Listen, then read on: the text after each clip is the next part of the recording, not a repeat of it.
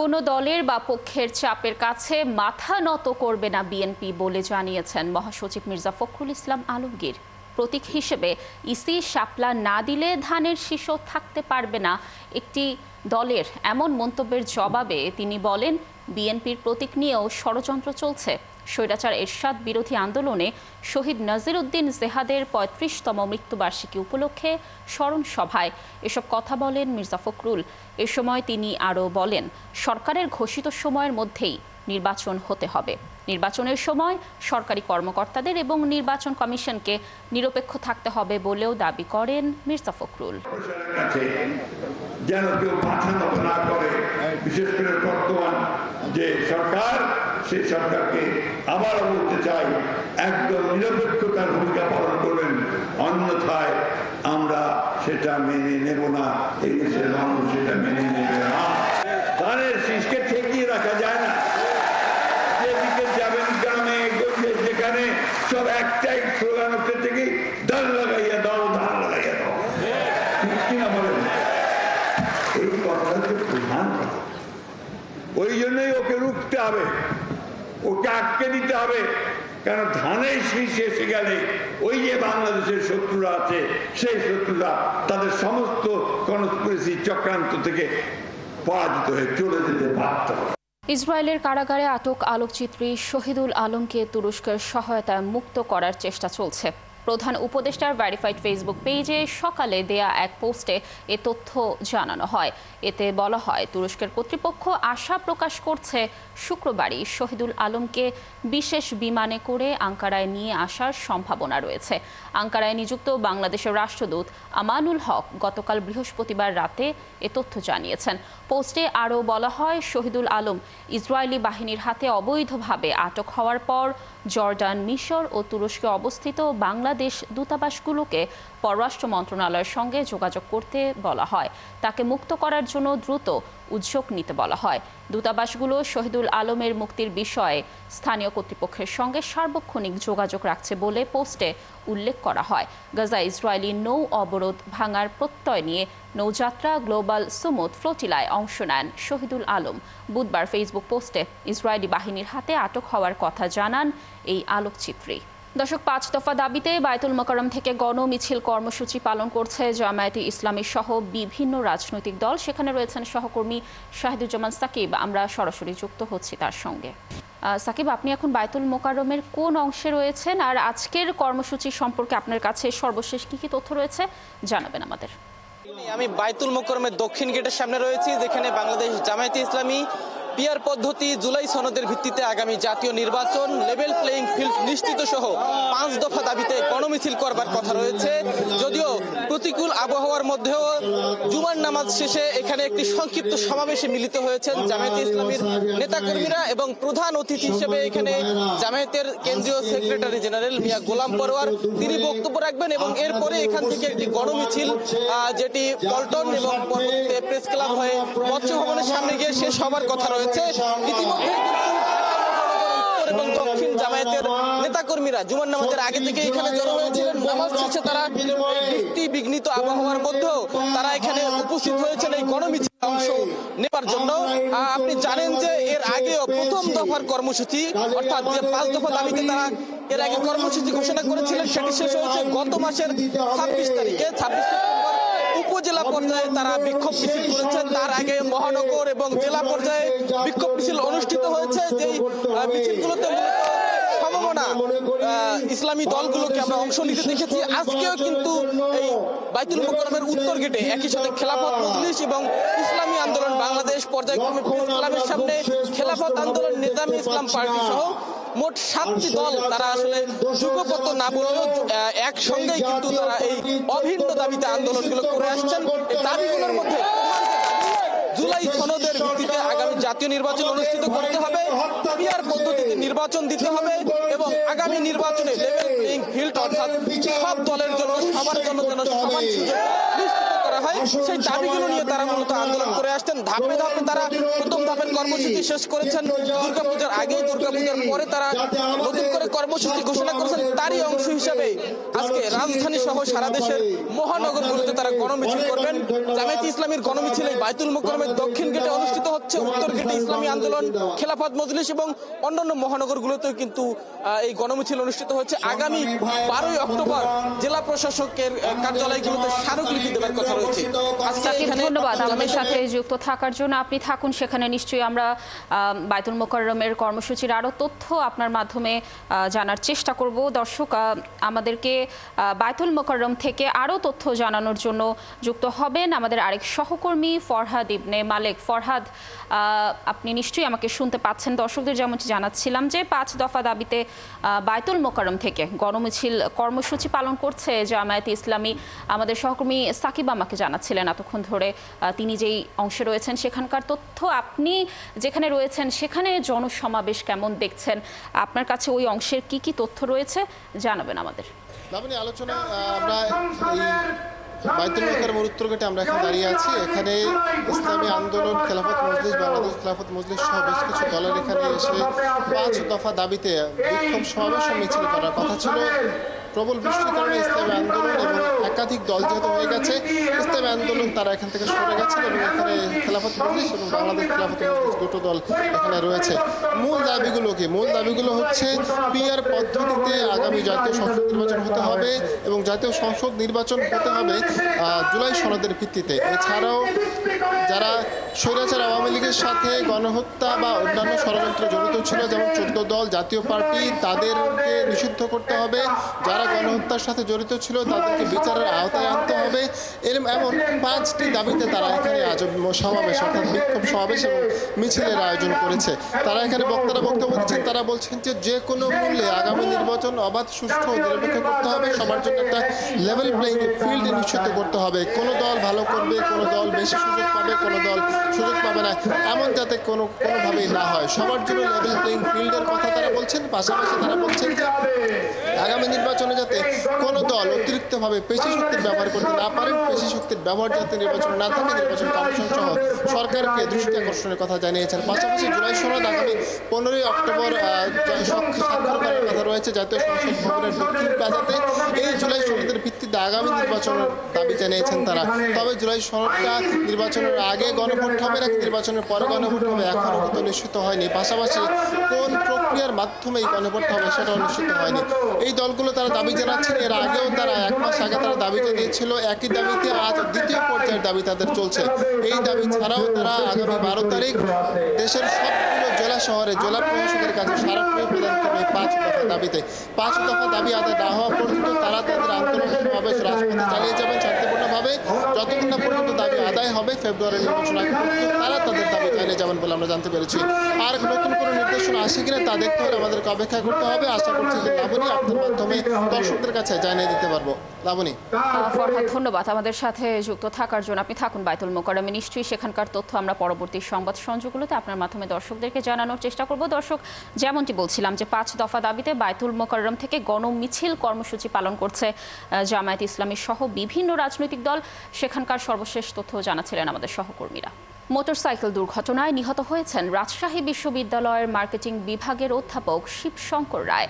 গুরুতর আহত হয়েছেন দর্শন বিভাগের অধ্যাপক আসাদুজ্জামান। পুলিশ জানায়, শুক্রবার সকাল 7টার দিকে রাজশাহীর পবা উপজেলার নওহাটা এলাকায় নওগাঁ রাজশাহী মহাসড়কের আনসার ক্যাম্পের পাশে অধ্যাপক আসাদুজ্জামানের মোটরসাইকেলে ধাক্কা দিয়ে পালিয়ে যায় অজ্ঞাত এক যান। পরে লোকজন আহতদের উদ্ধার করে রাজশাহী মেডিকেলে পাঠায়। চিকিৎসকরা শিবশঙ্কর রায়কে মৃত ঘোষণা করেন। এদিকে আসাদুজ্জামানকে হাত ও পায়ে গুরুতর জখম নিয়ে হাসপাতালের আইসিইউতে ভর্তি করা হয়েছে। তার জ্ঞান এখনও ফেরেনি। সহকর্মী শিক্ষকরা জানান, শিবশঙ্কর রায় এবং আসাদুজ্জামান মোটর বাইকে চড়ে নওগাঁর নওহাটার দিকে মাছ ধরতে যাচ্ছিলেন। কুমিল্লার দেবিদ্বারে চান্দিনা আঞ্চলিক সড়ক সময় মতো সংস্কার না করায় সড়কের গর্তে মাছ ছেড়ে প্রতীকী প্রতিবাদ জানিয়েছে এনসিপি দক্ষিণাঞ্চলের মুখ্য সংগঠক হাসনাত আব্দুল্লাহ। শুক্রবার সকালে তিনি গণসংযোগে গিয়ে উপজেলার কাচিসার এলাকায় এই প্রতিবাদ করেন। দেবিদ্বার চান্দিনা সড়কটি ঢাকা চট্টগ্রাম ও কুমিল্লা সিলেট মহাসড়কের সংযোগ সড়ক হওয়ায় এ অঞ্চলের মানুষের জন্য খুবই গুরুত্বপূর্ণ। কিন্তু দীর্ঘদিন ধরে প্রায় 15 কিলোমিটারের এই সড়ক সংস্কার না হওয়ায় সড়কে অসংখ্য বড় বড় গর্তের সৃষ্টি হয়েছে। এতে চলাচলের অনুপযোগী হয়ে পড়েছে সড়কটি। নিয়মিত দুর্ঘটনায় পড়ছে মানুষ। হাসনাত আব্দুল্লাহর এই প্রতিবাদের সময় এলাকার লোকজনও তার সঙ্গে যোগ দেয়। আজ বিশ্ব মানসিক স্বাস্থ্য দিবস, কিন্তু চিকিৎসক জনবল সংকট সহ নানা অব্যবস্থাপনায় চলছে পাবনা মানসিক হাসপাতালের চিকিৎসা কার্যক্রম। মানসিক রোগীদের জন্য দেশের একমাত্র সরকারি হাসপাতালটিতে নানা প্রান্ত থেকে রোগীরা আসেন চিকিৎসা নিতে। তবে হাসপাতাল কর্তৃপক্ষ জানিয়েছে 9 জন চিকিৎসকের ঘাটতি রয়েছে। এছাড়া তৃতীয় ও চতুর্থ শ্রেণীর কর্মকর্তা কর্মচারী রয়েছে প্রয়োজনের তুলনায় অর্ধেক। তারপরও রোগীদের সর্বোচ্চ সেবা দেওয়ার চেষ্টা চলছে। মুস্তাফিজুর রহমানের প্রতিবেদন। জেনে গেছি আমি হৃদয়হীন তুমি, নিজেকে নিজেই মেরে ফেলেছি,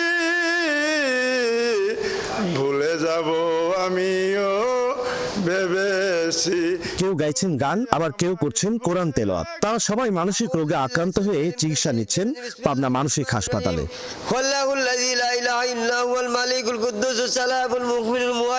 1957 সালে জেলা সদরের হেমায়তপুর ইউনিয়নে প্রতিষ্ঠিত হয় পাবনা মানসিক হাসপাতাল।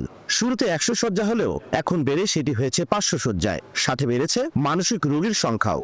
মানিকগঞ্জ জেলা শিবরাত্রি আমার বাসা, কিন্তু আমার রাত্রে ঘুম হয় না। ঘুমানে কিন্তু এদের আসার পরে ইঞ্জেকশন ওষুধ ট্রিটমেন্ট ম্যাডামরা স্যাররা নার্স দেওয়ার পরে আল্লাহর রহমতে ঘুম হয়।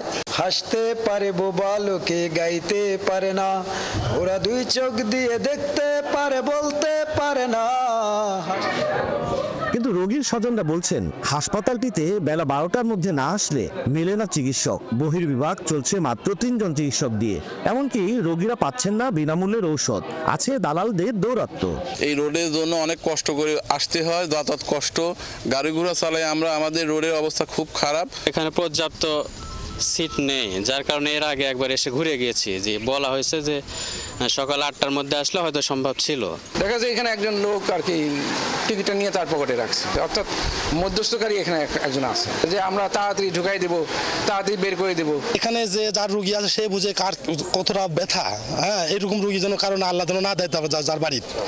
আর এখানে এসে যদি ভোগে নিতে হয় সে খুব কষ্ট পায়।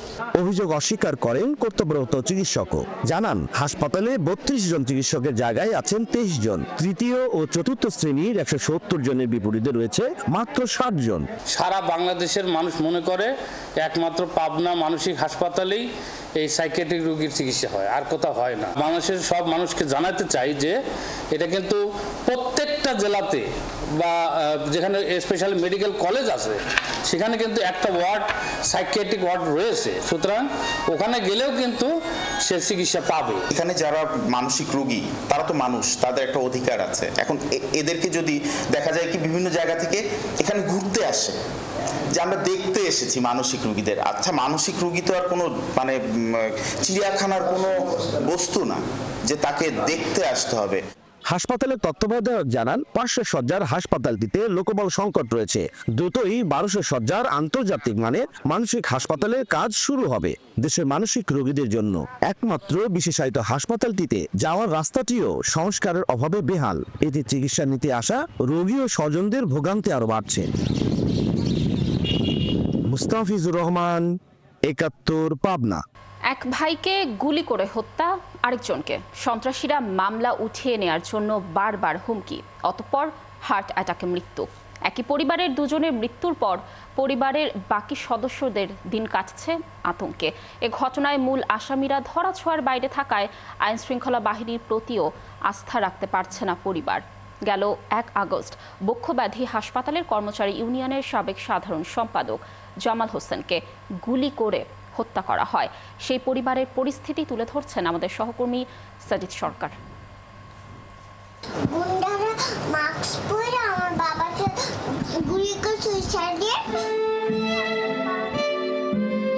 এক ফ্রেমে বাঁধা 5 ভাই বোনের ছবি, এর মাঝে 2 ভাই নেই। সময়টা খুব খুবই অল্প, মাত্র 2 মাস। বড় ভাই সালাউদ্দিন এবং সেজ ভাই জামাল হোসেন। সেজ ভাইকে গুলি করে হত্যা করে দুর্বৃত্তরা। আর সেই দুর্বৃত্ত চক্রের প্রতিনিয়ত হুমকিতে হার্ট অ্যাটাকে বড় ভাইও মারা গেছেন 30 সেপ্টেম্বর। একজনকে হারানোর পর বিচারের দাবিতে অনেকটাই সরব ছিল পরিবারের সদস্যরা। আইনশৃঙ্খলা বাহিনীর দ্বারস্থ হয়েছেন, কিন্তু এরই মধ্যে পরিবারের আরেকজনকে হারিয়ে দিশেহারা অবস্থা। এই যে আমার মাসুম বাচ্চাগুলো একটু আগেও ঘুমানোর আগেও বলছে, আম্মু বাবা আমাকে এভাবে ঘুম পাড়ায় দিত। আমার বড় মেয়েটা ঘুম থেকে উঠে কাঁদছে। সেটা কি আমি টাকার বিনিময়ে ফুলফিল করে দিতে পারবো ওদেরকে? সেটা কি আমি মানে যত কিছুই করি আমার পক্ষে কি সম্ভব ওদের এই কষ্ট দূর করা? ওদের বাবাকে কি আমি এনে দিতে পারবো? পৃথিবীর সবকিছু এনে দিলেও কি ওদের বাবাকে ওদের কাছে এনে দিতে পারবো?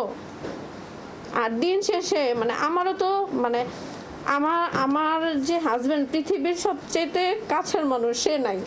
জামালের 2টি কন্যা সন্তান, একজনের বয়স 10, আরেকজনের 5। এখনও তারা ঘুমের ঘরে বাবাকে খুঁজে বেড়ায়। বাবাকে হারিয়ে এতিম শিশু দুটি মায়ের কাছে আবদার করে বাবাকে এনে দেবার জন্য। আজকে মানুষের সাহায্য করতে গিয়ে আমার বাবা আজকে মৃত্যুবরণ করেছে। এই জন্য আমার বড় চাচু টেনশন করতে করতে আজকে মৃত্যুবরণ করেছে।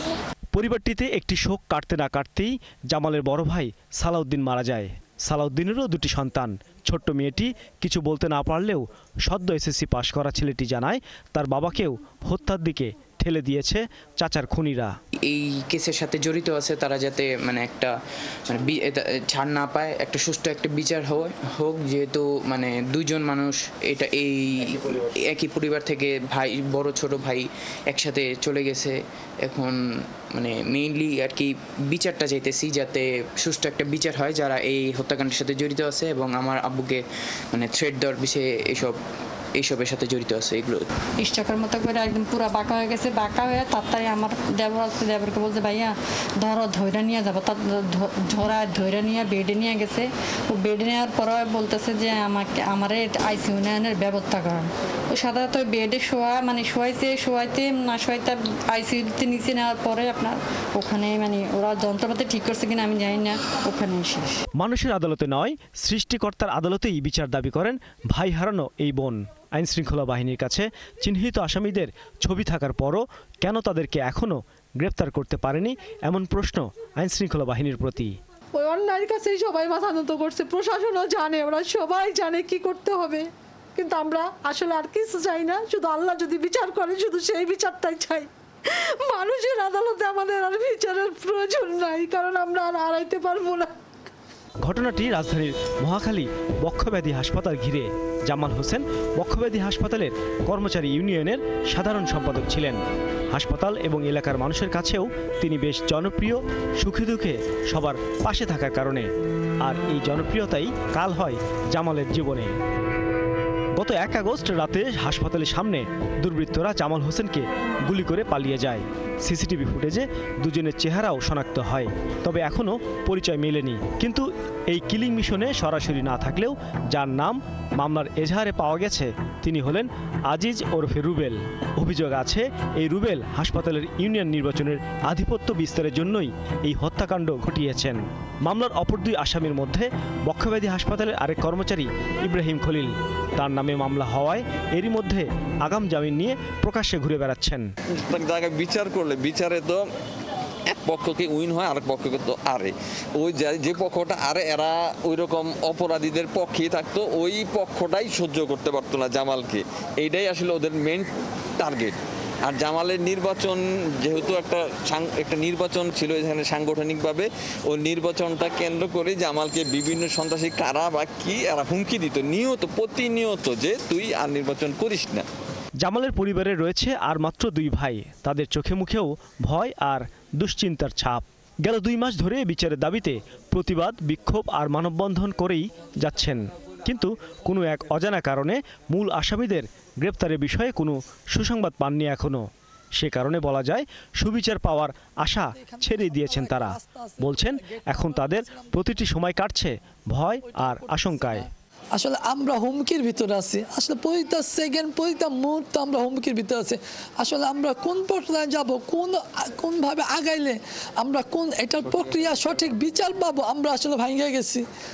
আসলে আমরা কিছুই বুঝতেছি না, আসলে আমরা কিভাবে যাব। আমার ভাই দুইটা, আমরা 4টা ভাই এত সুন্দর করে ছিলাম, আসলে এখন আমরা আসলে কি করব, আমার মাথা এখন আর কাজ করে না। জামাল হত্যার ঘটনায় 4 জন গ্রেপ্তার হলেও অনেকেই জামিনে বেরিয়ে এসেছে, আর মূল আসামি এবং কিলিং মিশনে অংশ নেয়ারা এখনও ধরাছোঁয়ার বাইরে। সাজিদ সরকার, ৭১, ঢাকা। জুলাই আন্দোলনে অংশ নিয়ে সংযুক্ত আরব আমিরাতে কারা অন্তরীণ থাকা জুলাই যোদ্ধা আব্দুল হামিদের মৃতদেহ দেশে পৌঁছেছে। মৃত্যুর 18 দিন পর শুক্রবার সকালে বাংলাদেশ বিমানের একটি ফ্লাইটে চট্টগ্রাম শাহ আমানত আন্তর্জাতিক বিমানবন্দরে তার মরদেহ পৌঁছায়। এ সময় স্বজনদের কান্নায় ভারী হয়ে ওঠে বিমানবন্দরের পরিবেশ। পরে ম্যাজিস্ট্রেট ও সরকারি কর্মকর্তাদের উপস্থিতিতে মৃতদেহ স্বজনদের কাছে হস্তান্তর করা হয়। জহিরুল ইসলামের ক্যামেরায় চট্টগ্রাম থেকে প্রণবেশ চক্রবর্তীর প্রতিবেদন। মৃত্যুর 18 দিন পর শুক্রবার সকালে বিমান বাংলাদেশ এয়ারলাইন্সের ফ্লাইট BG-128 করে সংযুক্ত আরব আমিরাত থেকে আব্দুল হামিদের মরদেহ আনা হয় চট্টগ্রাম শাহ আমানত বিমানবন্দরে। এ সময় জেলা প্রশাসনের ম্যাজিস্ট্রেটের উপস্থিতিতে মৃতদেহ গ্রহণ করা হয়। পরে হস্তান্তর করা হয় পরিবার ও স্বজনদের কাছে। মৃতদেহ আসার পর স্বজনদের কান্নায় ভারী হয়ে ওঠে বিমানবন্দরের পরিবেশ। আর পরিবারের একমাত্র উপার্জন ব্যক্তিকে হারিয়ে এখন দিশেহারা পরিবারটি। 3-4 মাস আমরা এরকম কোনো খবর পাই নাই। এরপর শেষের দিকে আমরা একটা খবর পাইছিলাম যে আমাদের টিম ছিল, যে টিমটা কাজ করছে, ওদের মাধ্যমে খবর পাইছি যে উনি এখানে কি জেলের মধ্যে আছে। এইটুকু সরকারের কাছে আমাদের একটাই দাবি, আমাদেরকে কোনো কিছু করার কারণ আমাদের সবগুলো ছোট ছোট বাচ্চা, আমার যে বড় বাচ্চা উনি ওনাকে সরকারিভাবে যে কোনো একটা চাকরি দিলে আমরা চলতে পারবো। প্রাথমিকভাবে পরিবারটিকে 35,000 টাকা এবং পরে 3 লাখ টাকা দেয়া হবে বলে জানান প্রবাসী কল্যাণ মন্ত্রণালয়ের কর্মকর্তারা। তাকে আমরা 35,000 টাকার চেক আমরা সৎকার করার জন্য সেটা দিয়ে হ্যান্ডওভার করেছি এবং আমাদের পরবর্তী প্রক্রিয়া হচ্ছে যে আমাদের 3 লক্ষ টাকা আমাদের আর্থিক অনুদান পাবে, সেটাও আমাদের এই প্রক্রিয়াতে আছে। আর এরপরে যেগুলো সরকারি সুবিধা আছে সেগুলো সে পাবে। খুব দ্রুতই উনি এককালীন যে আর্থিক সহায়তা, যেটা প্রবাসী কল্যাণ মন্ত্রণালয়ের ওয়েজার্নাস কল্যাণ বোর্ডের মাধ্যমে তিনি পাবেন, খুব শীঘ্রই এই টাকাটিও তিনি পাবেন এবং তার পরিবারকে সর্বাত্মক সহযোগিতা সরকারের পক্ষ থেকে যা যা তিনি প্রাপ্য সবকিছুই করা হবে ইনশাআল্লাহ। জুলাই আন্দোলনের উত্তাল সময়ে সংযুক্ত আরব আমিরাতে অনেকের সাথে আন্দোলনে নামেন হামিদ। আমিরাতে বিদেশি কারো কোনো আন্দোলন করার আইনি সুযোগ না থাকায় অনেক বাংলাদেশিকে তখন আটক করা হয়। এখনো 24 জন কারাগারে বন্দী আছেন। বিভিন্ন মন্ত্রণালয় বিভিন্ন জায়গায় দূরে আমাদের ভাইকে আমরা জীবিত আনতে পারি নাই। এই জীবিত আজকে মৃত হয়ে আছে। আমাদের আরো 24 জন ভাই জেলে বন্দী আছে। আমরা চাই তাদেরকে যেন জীবিত নিয়ে আসতে পারি।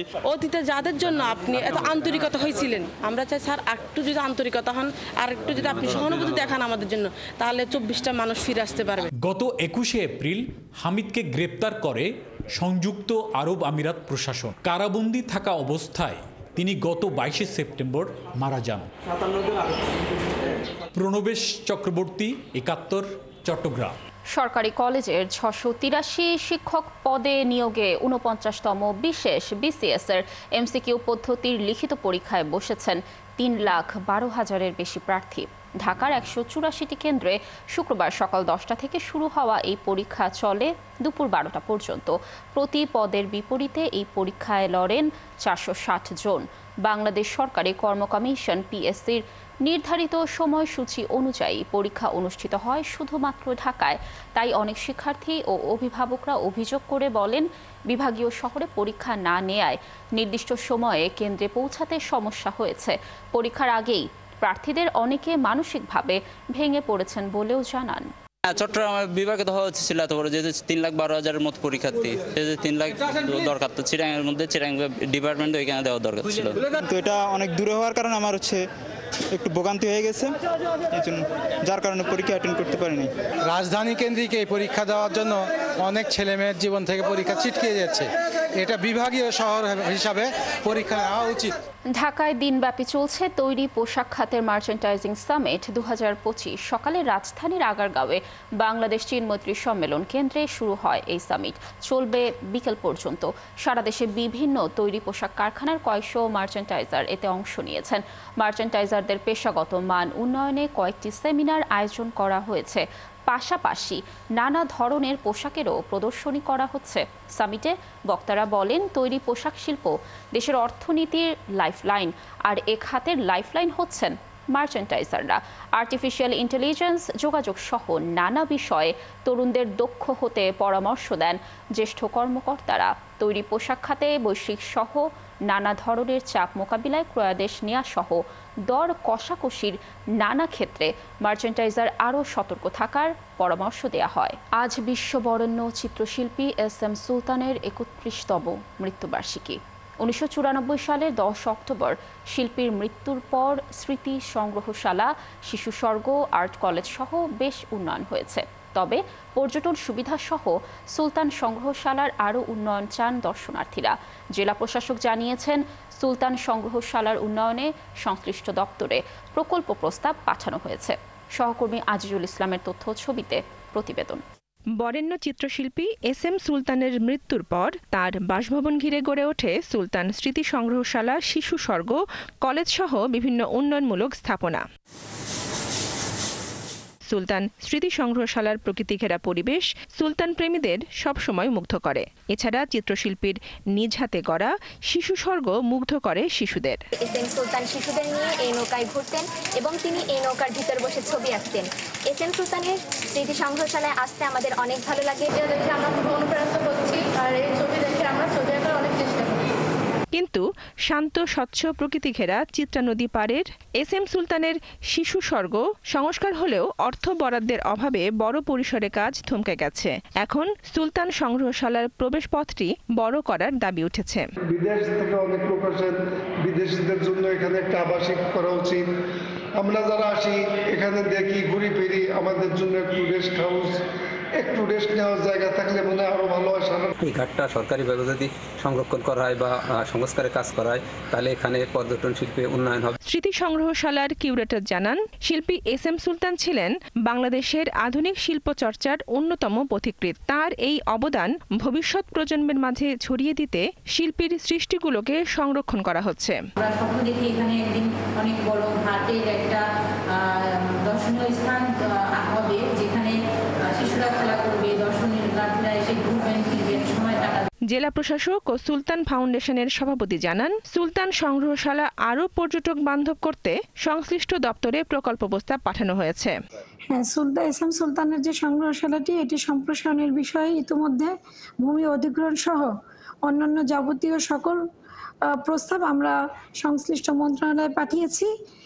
সেই সাথে আমাদের যে দৃষ্টিনন্দন ঘাটটি করার বিষয়ে, যেখানে ওনার নৌকাটি আছে, এটিও দৃষ্টিনন্দন করার জন্য এবং সংরক্ষণের বিষয়ে আমরা প্রস্তাব পাঠিয়েছি। এখনো কোনো সাড়া পাওয়া যায়নি। 1924 সালের 10ই আগস্ট নড়াইলে জন্মগ্রহণ করেন SM সুলতান। বরেণ্য এই শিল্পী 1994 সালের 10ই অক্টোবর শেষ নিঃশ্বাস ত্যাগ করেন। চিত্রশিল্পী হিসেবে SM সুলতান তার জীবদ্দশায় পেয়েছেন 21 পদক, স্বাধীনতা পদক সহ বেশ কিছু সম্মাননা। বনশ্রী হালদার, 71। দর্শক, চলছে সংবাদ সংযোগ, সরাসরি সংবাদ ও অনুষ্ঠান দেখতে চোখ রাখুন 71-এর ফেসবুক পেজ এবং সাবস্ক্রাইব করুন 71-এর ইউটিউব চ্যানেল। থাকুন 71-এর সাথে।